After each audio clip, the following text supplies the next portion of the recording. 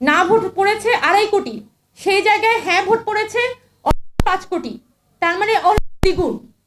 সেই দ্বিগুণেরও বেশি যখন হ্যাঁ ভোটের মধ্য দিয়ে আমাদের জুলাই সনদ গণভোটে পাশ হয়ে এসেছে, সেই গণভোটকে কোনোভাবে যদি এখানে বাইপাস করার চেষ্টা করা হয়, তাহলে সামনের দিনে এখানে বাংলাদেশ বিরোধী যে শক্তিগুলা, যারা বাংলাদেশকে নানানভাবে আনস্টেবল করে রাখতে চায়, গত 1.5 বছরে আমরা দেখেছি যে অরাজনৈতিক শক্তি, যারা রাজনীতিতে যাদের কোনো অংশগ্রহণ নাই, যারা কোনো পলিটিক্যাল পার্টির অংশ না, কিন্তু বাংলাদেশকে প্রতি মুহূর্তে অস্থিতিশীল রেখে তারা ব্যক্তিগত মুনাফা তারা আদায় করে নিত, সেই গোষ্ঠীগুলা কিন্তু ফ্যাসিলিটেটেড হয়েছে। কেন হয়েছে? এই সংস্কারের কথা বলে, যে বিএনপি সংস্কার চায় না, গণতন্ত্রবর্তী দলগুলো সংস্কার চায় না, এবং সংস্কার চাইলে, এবং সংস্কার কারা চায়? যারা দেশটাকে নানানভাবে আনস্টেবল করতে চায়। এই ফর্মে একটা ন্যারেটিভ আসলে দেশের মধ্যে ছড়ানো হয়েছে।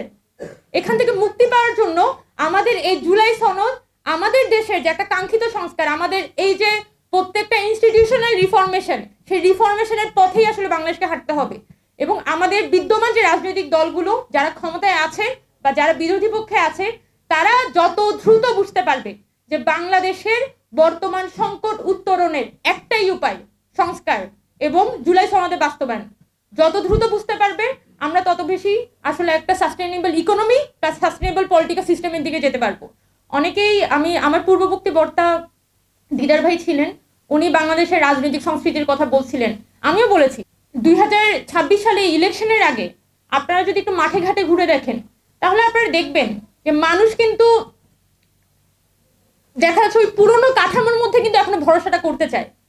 তার মানে মানুষই যে সব পরিবর্তন চায়, মানুষ যে আবার সব রাজনৈতিক কাঠামো পরিবর্তনে যাচ্ছে, মানুষ যে তার ভিতর থেকে সব ধরনের বাংলাদেশকে আপাদমস্তক চেঞ্জ করে ফেলতে চাচ্ছে, এটা ভাবার আসলে কোনো কারণ নেই। মানুষ কিন্তু পরিবর্তনে চায়, আবার সেই সাথে সে স্বাভাবিক জীবনে তার রাজনৈতিক পার্টি বলি, তার স্বাভাবিক জীবনযাপন বলি, তার যে সাধারণ চিন্তা ভাবনা, সেখানে ক্ষেত্রে খুব বেশি পরিবর্তন সে আনতে চায় না। তো বাংলাদেশের মানুষের ভিতরে যে একটা অন্তর্গত বিপ্লব হয়ে গেছে, এটা ভাবার আসলে কোনো কারণ নাই। এই পরিস্থিতিটা মোকাবেলা করা সম্ভব যদি আমরা আমাদের যে বর্তমান কাঠামোগুলো আছে, আমাদের আমাদের যে সংবিধানের যে 3টা ক্ষেত্র আছে, সবগুলোর মধ্যে যাতে হচ্ছে একটা পাওয়ার ব্যালেন্স তৈরি করা যায়, তাহলে আস্তে আস্তে এই প্রতিষ্ঠানগুলো গণতান্ত্রিক হবে। পরিবর্তনগুলো একদিনে হবে না, কিন্তু পরিবর্তনের পথে হাঁটতে হলে অবশ্যই আমাদের এই যে নতুন সংসদ আসতে যাচ্ছে, তাদেরকে আসলে এই পরিবর্তনটা বাস্তবায়ন করতে হবে।